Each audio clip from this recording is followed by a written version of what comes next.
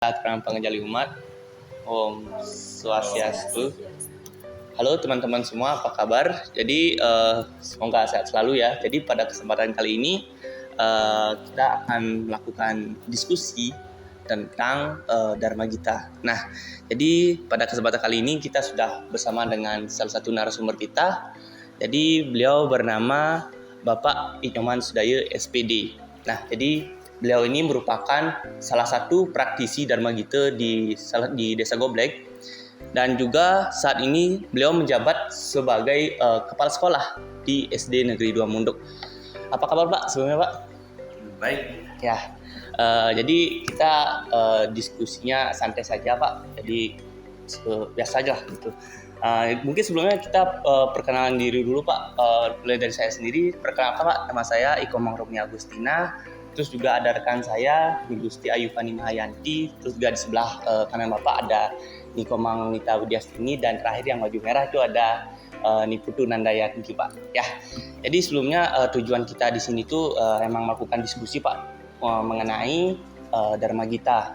Jadi kebetulan karena Bapak ini juga sebagai salah satu praktisi Dharma Gita juga. Jadi kami sebagai karena kami mahasiswa dengan background keagamaan ya Pak ya, dari Stampu Puturan Singaraja, mungkin kurang lebihnya setidaknya tahulah mengenai basic-basic tentang Dharma Gita Pak. Ya, oke, mungkin kita langsung saja ya untuk diskusinya. Mungkin dari teman-teman jika sekiranya mau bisalah tanya-tanya dulu sama narasumbernya, dipersilahkan dulu ya. Oke, mungkin mulai dari mana teman-teman? Ya. Baik, sebelumnya izin Pak Komang. Hal pertama yang ingin saya tanyakan di sini adalah bagaimana sih awalnya Bapak berkecimpung dalam bidang ini, Dharma Gita, terutama di Sloka dan Kalawakya. Bagaimana awal mulanya? Apakah turun-temurun atau mungkin memang hobi Bapak di bidang tersebut? Terima kasih rekan-rekan mahasiswa yang sudah hadir, memberikan kesempatan kepada yang sebagai narasumber ya, juga berbagi praktik baik kepada adik-adik mahasiswa. Tadi sudah diperkenalkan sama Dekomi dalam artian Inyoman Sudayo sebagai kepala sekolah ya, dan juga sebagai praktisi di bidang dalam tentunya di desa. Awalnya berkecimpung mempelajari Dharma itu sejak tahun 2005.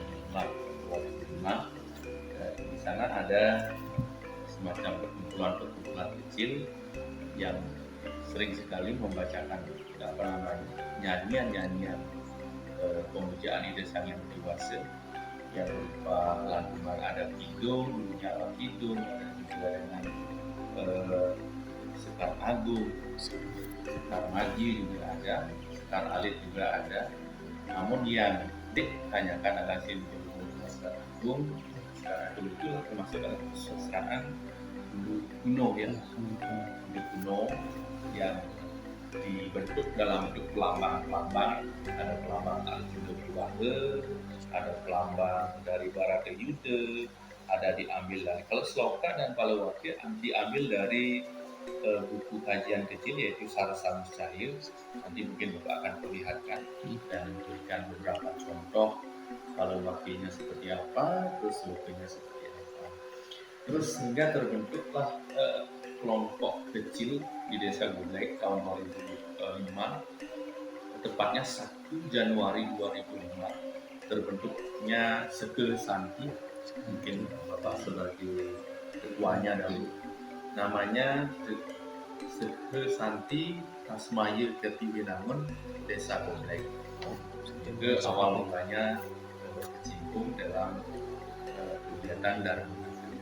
Dari samping itu juga ada beberapa kegiatan yang sering kita ikuti, baik lomba dalam tingkat desa, terus lomba di tingkat kecamatan, sampai dengan lomba di tingkat kabupaten, dan juga sering mengadakan lomba di tingkat provinsi.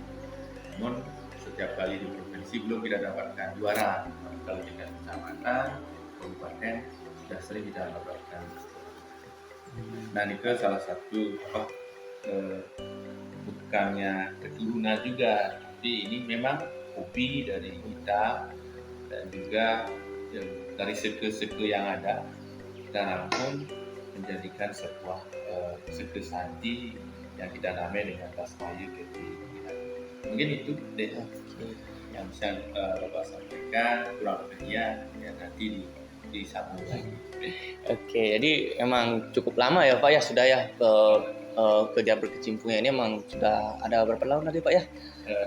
2005. Ya 2005 ya, sudah hampir 18 tahun Pak ya. Ya itu cukup lama sekali.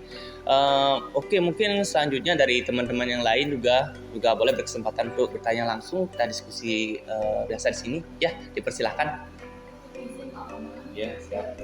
Ini saya dari Bapak, khususnya di Gambar itu bagi kesempatan Pak. Bapak mungkin menjadi narasumber Terima kasih dari Anda. Ada pun beberapa pengalaman tentang sloka dan parokir.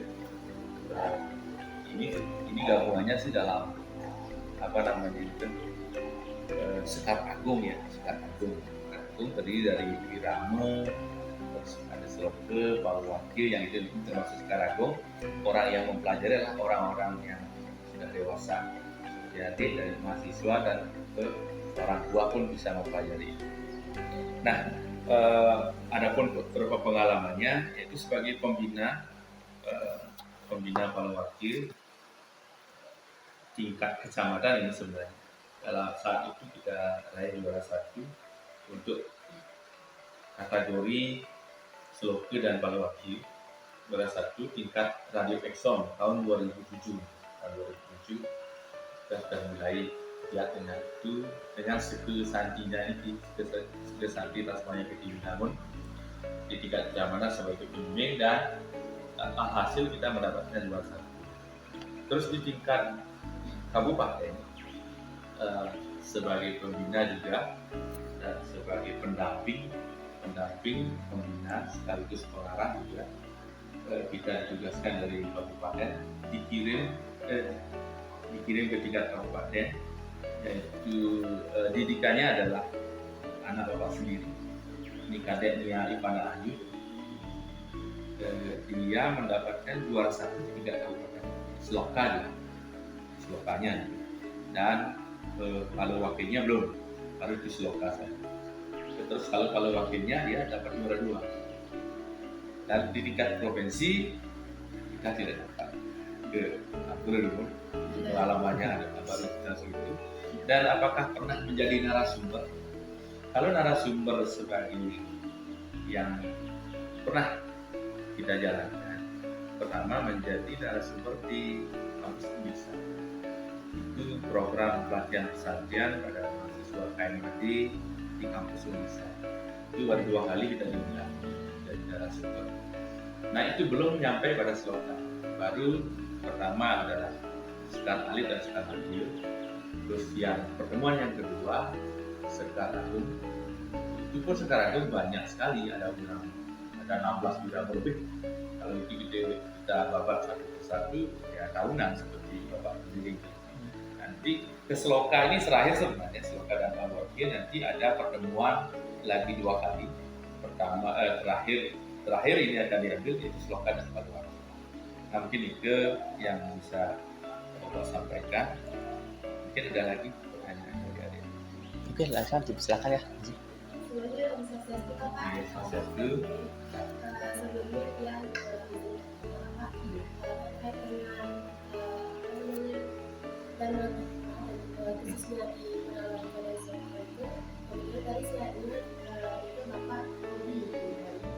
Sebelumnya apakah Bapak pernah mengikuti pelatihan dengan kedutaan itu Pak? Terima kasih. Siapa namanya? Dita ya. Kalau memang pelatihan khusus dilakukan oleh 3 pesantren, tapi lebih banyak kita ke autodidak. Kita mencari narasumber atau guru, terus lalu Bapak mengimbasnya ke teman-teman yang ada di Santi, bukti seterusnya. Kalau pelatihan khusus pernah sih itu dilakukan yaitu oleh PHDI tingkat kecamatan. Kita diundang khusus untuk melakukan pelatihan itu. Sebenarnya banyak jadi pelatihan itu, bukannya kalau waktu saja harus tapi banyak khusus Sekar Agung itu. Sekar Agung, terus ada Wirame, terus ada Selokui dan Palawakil. Nah, itu digabung dalam satu tempat oleh PHDI kecamatan, bersharing di sana bentuk dan gerakannya seperti apa, karena setiap kecamatan kadang-kadang memiliki apa sih wirame yang berbeda gitu. Apa namanya perbedaannya, tapi kalau guru dan lagu tetap yang menjadi permasalahan kadang-kadang dialeknya beda, dialek tembangnya juga sedikit berbeda. Tetapi karena ada uger-uger yaitu guru dan lagu, udah diikat guru dan lagu, walaupun dimanapun kita nyanyikan tetap diikat oleh guru dan lagu. Kalau guru dinyanyikan berat, berliku, kalau lagu ya sekedar nyeloncorin. Kalau bisa contohkan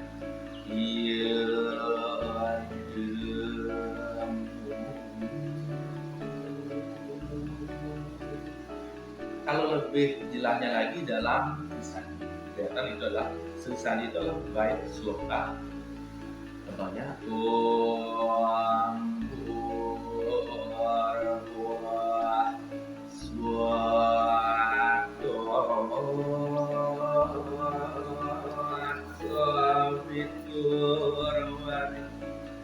yang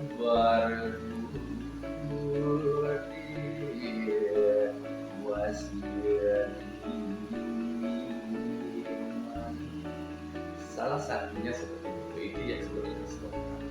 Kalau umpamanya dijadikan Palawakil, ada Palawakil nyanyi, mungkin kembangnya mungkin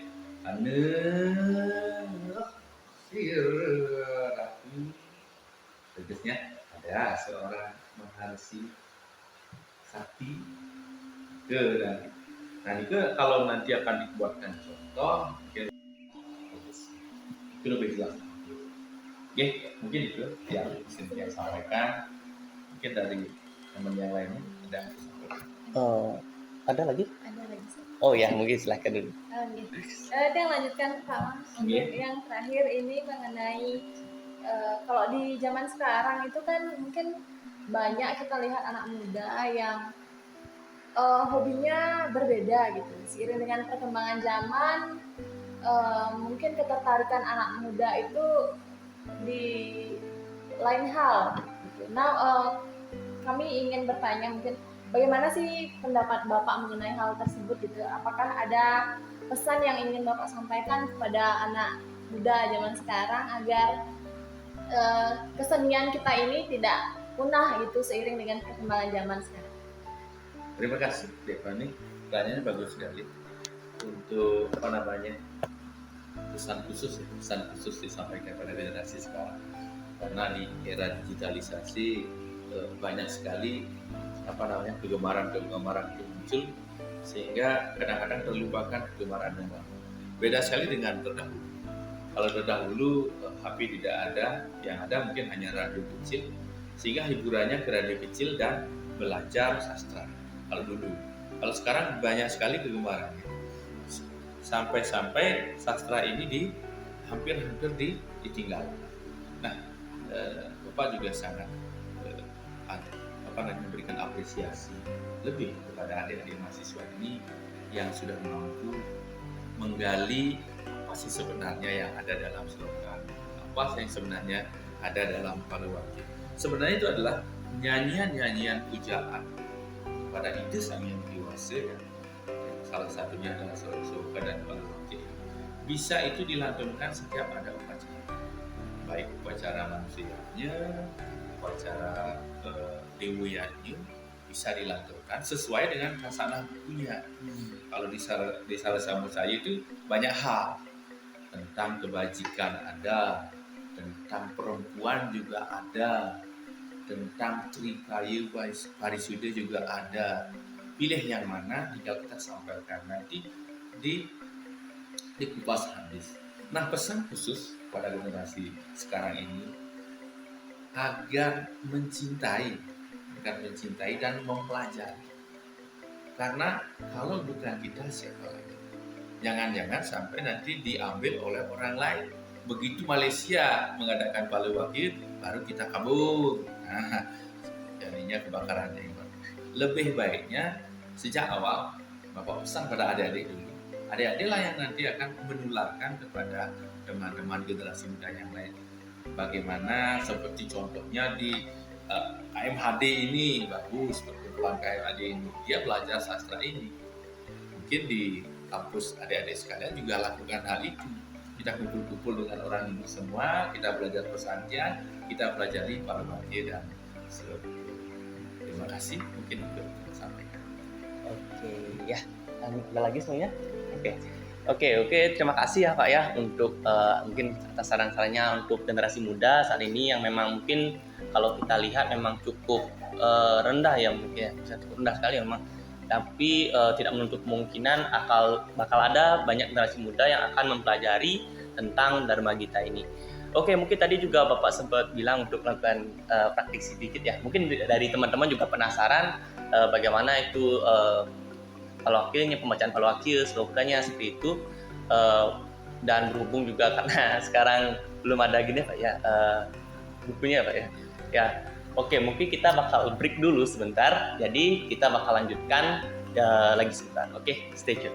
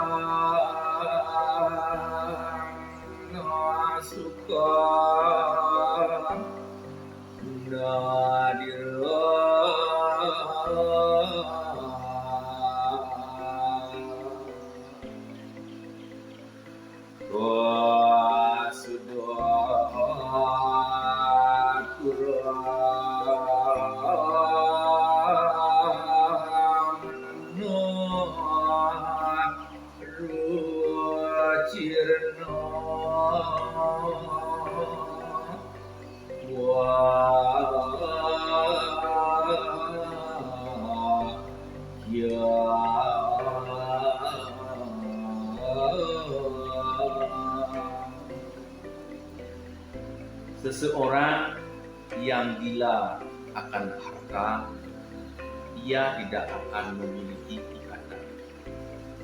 Seseorang yang gila akan cinta, ia tak mengenal akan bahaya. Seseorang yang gila akan ilmu, ia tidak memiliki tempat tidur. Seseorang yang akan lapar, ia tidak akan memiliki Lueraning yuki ika wahana dana artosipun ketekan sane patut percaya indik dana punya ke wang sudah cara anake sani luwihing laksanipun wang dari tanpa nemu ada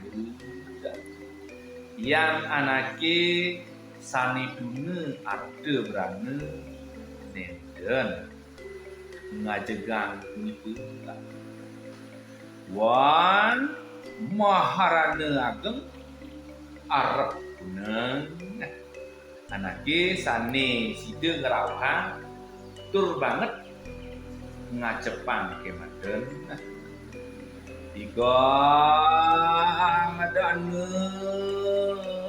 ring buang mangkatun indik dana punya punke sane kapicayang ring anake wan hasa punke kebangkitan ajegan palen